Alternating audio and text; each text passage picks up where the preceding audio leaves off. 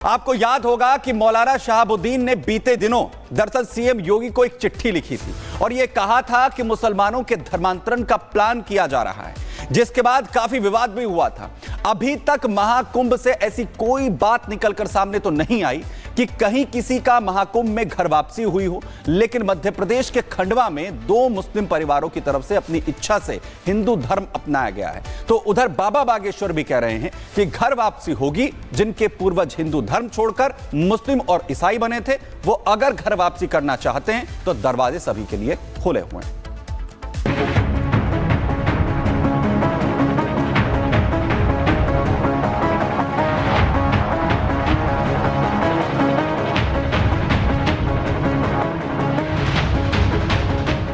पहले मुंडन, फिर हवन पूजन, फिर आरती और पूरे रीति रिवाज से हिंदू धर्म में वापसी।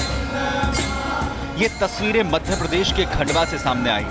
पूरे विधि विधान से खंडवा का इमरान अब ईश्वर बन गया है। तो खंडवा के ही भागगढ़ का रहने वाला दूसरा युवक मुस्तफा चिश्ती, जिसने इस्लाम धर्म छोड़कर हिंदू धर्म स्वीकार कर लिया है।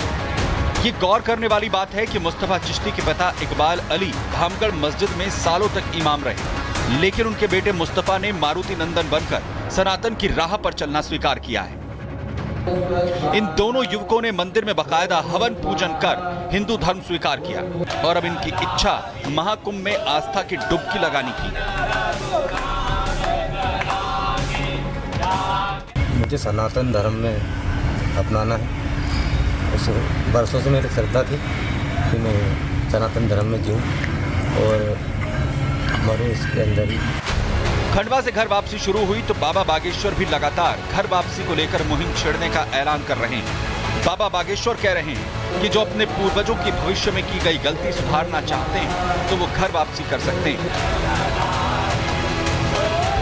हम ये कहेंगे कि वायरल का विषय नहीं है महाकुंभ। ये जो भी चल रहा है हमें तो नहीं उचित लग रहा है, हम इसके खिलाफ। महाकुंभ आस्था का विषय है, महाकुंभ संस्कृति का कुंभ है, किसी को वायरल का नहीं है। हमने पूर्व में ही कहा कि रील के लिए नहीं, रियल के लिए जाना है। बाबा बागेश्वर लगातार सनातनियों से भी अपील कर रहे हैं कि वो सनातन को समझें।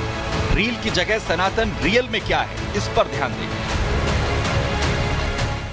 मेन जो महाकुंभ पर होना चाहिए विचार विमर्श इस बात पर होना चाहिए कि सनातन कैसे बचेगा, हिंदुत्व कैसे जगेगा, हिंदू राष्ट्र कैसे बनेगा और जो हिंदू नहीं है उनको घर वापसी कैसे कराई जाए, जो धोखे से चले गए। गौरतलब है कि बाबा बागेश्वर एक नया प्रण लेकर अब महाकुंभ में एंट्री करने वाले हैं। 24 और 25 जनवरी तक वो प्रयागराज पहुंच जाएंगे। उनकी एंट्री से जहां सनातनियों में खुशी है तो वहीं डरे हैं वो तमाम कट्टरपंथी जो हमेशा सनातनियों और हिंदू धर्म को टारगेट करते रहे हैं। Bureau report, Republic Bharat.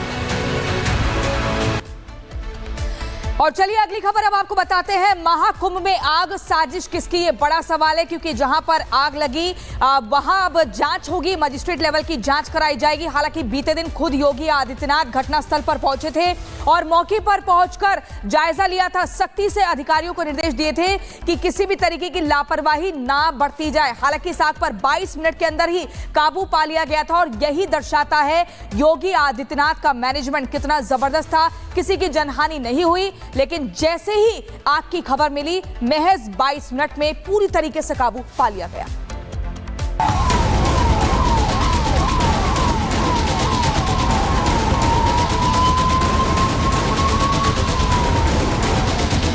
पक्षी भी जिस प्रकार से बार बार टिप्पणी करने लगते हैं, नकारात्मक टिप्पणी, तो ये साजिश भी हो सकता है। तो देखिए सवाल बड़ा है कि महाकुंभ में आग जो लगी है उसके पीछे साजिश किसकी है। कहा गया कि सिलेंडर ब्लास्ट हुआ, इस वजह से आग लगी, लेकिन इसकी अब बारीकी से जांच होगी और जांच मजिस्ट्रेट लेवल की करवाई जाएगी ताकि पता लगे कि आखिर किसकी साजिश थी। कुंभ में आग लगने की पहली तस्वीर आप देखिए, कैसे वहां पर अग्निशमन की गाड़ी मौके पर पहुंची। एक नहीं बल्कि कई सारी गाड़ियां एक साथ पहुंचती हैं भीषण आग पर काबू पाने के लिए। 22 मिनट में आग पर पूरी तरह से काबू पा लिया गया, लेकिन सवाल जस का तस बना हुआ है कि आखिर ये साजिश किसकी थी। किसने सनातनियों की महापर्व में खलल डालने का प्रयास किया। जो भी दोषी पाया जाएगा उसे योगी की जो पुलिस है वो छोड़ेगी नहीं, बख्शा नहीं जाएगा, सख्ती से कार्रवाई होगी उसके खिलाफ।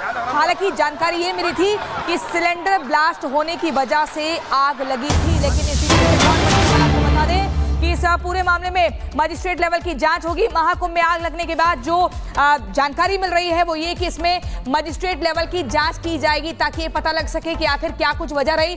सेक्टर मजिस्ट्रेट शिवेंद्र वर्मा जांच करेंगे, आग लगने के कारणों का पता लगाया जाएगा, आग से हुए नुकसान का आकलन भी किया जाएगा। साधु संतों ने साजिश की आशंका व्यक्त की थी। साधु संतों की तरफ से कहा गया कि किसी की ये साजिश है, कोई शरारती तत्व है जिसकी वजह से भयंकर आग लगी, क्योंकि इस आग लगने की वजह से एक साथ 22 टेंट जो है वो चपेट में आए थे और इसी के चलते मजिस्ट्रेट लेवल की जांच के आदेश अब दे दिए गए हैं। मजिस्ट्रेट जांच कराई जाएगी इस पूरे मामले में ताकि तस्वीर साफ हो पाए। मीनाक्षी ग्राउंड जीरो से हमारे साथ लगातार बनी हुई है। मीनाक्षी, जब ये बीते दिन खबर आई हर कोई हैरान हो गया कि शाम को 4:08 में महाकुंभ के टेंट में आग लग जाती है और कई सारे टेंट इसकी जद में आ जाते हैं, लेकिन 22 मिनट में कंट्रोल कर लिया। अब मजिस्ट्रेट जांच की बात की जा रही है। साधु संतों को आखिर क्या शक हो रहा है?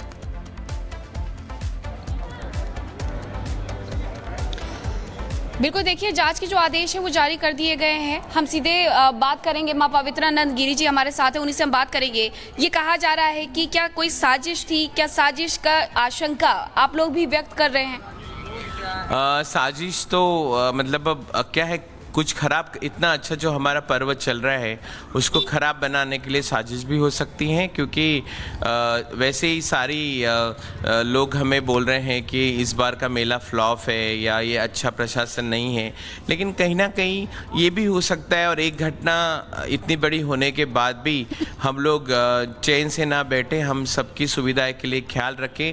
और सुना है कि सिलेंडर फट गया, सिलेंडर फटा तो कपड़ों की टेंट में सिलेंडर या कोई भी ऐसी ज्वलंत वस्तु नहीं होनी चाहिए, ये पहले बता देना चाहिए, क्योंकि अच्छा है कि वहाँ पे कोई जीव हानि नहीं हुई है, कोई इंसान की जान नहीं गई है, सब टेंट जल गए हैं। लेकिन ये दोबारा से हमारे प्रशासन ने और सरकार ने ख्याल रखना चाहिए, क्योंकि पिछले साल जब किन्नर अखाड़े में माघ मेले में रात को 2 बजे आग लगी थी और आधे पौन घंटे के बाद जब तक पूरा जल गया उसके बाद फायर ब्रिगेड की गाड़ियाँ आई थी और बहुत परेशान थे हम लोग। तब हमारे